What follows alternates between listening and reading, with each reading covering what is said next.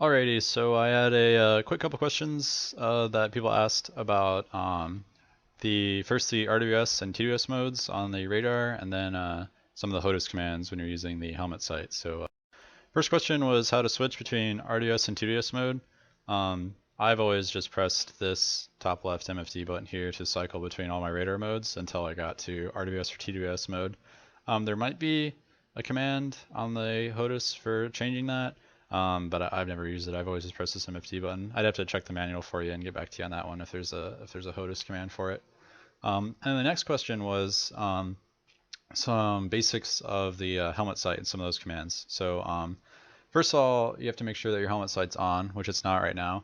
So to turn it on, we have to come down here to our symbology knob, and you can either scroll your mouse wheel over this to turn it on and off. Or you can hit Shift Insert to make it brighter, or Shift Delete to make it dimmer.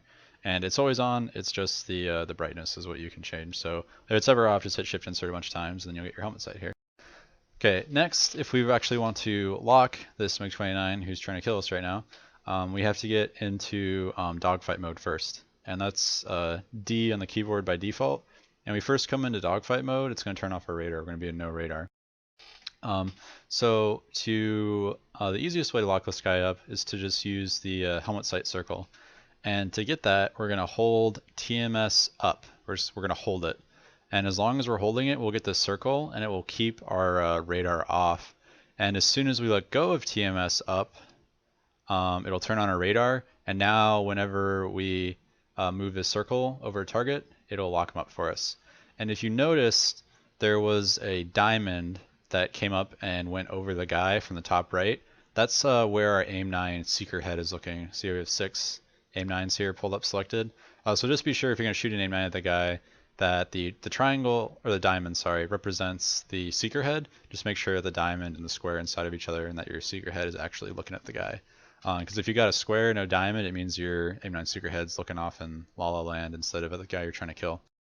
So at the same token, if we press TMS down, we'll unlock the guy and we'll go back to no radar, but you'll notice that our AIM-9 seeker head is still tracking him. And at this point, the AIM-9 seeker head is looking at him, but he's not getting any sort of a radar warning indication inside of his cockpit, so you could try and be sneaky with that or whatever.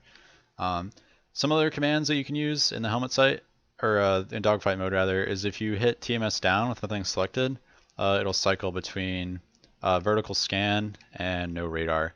And there's 2 different widths of the vertical scan if you keep pressing TMS down to cycle between them.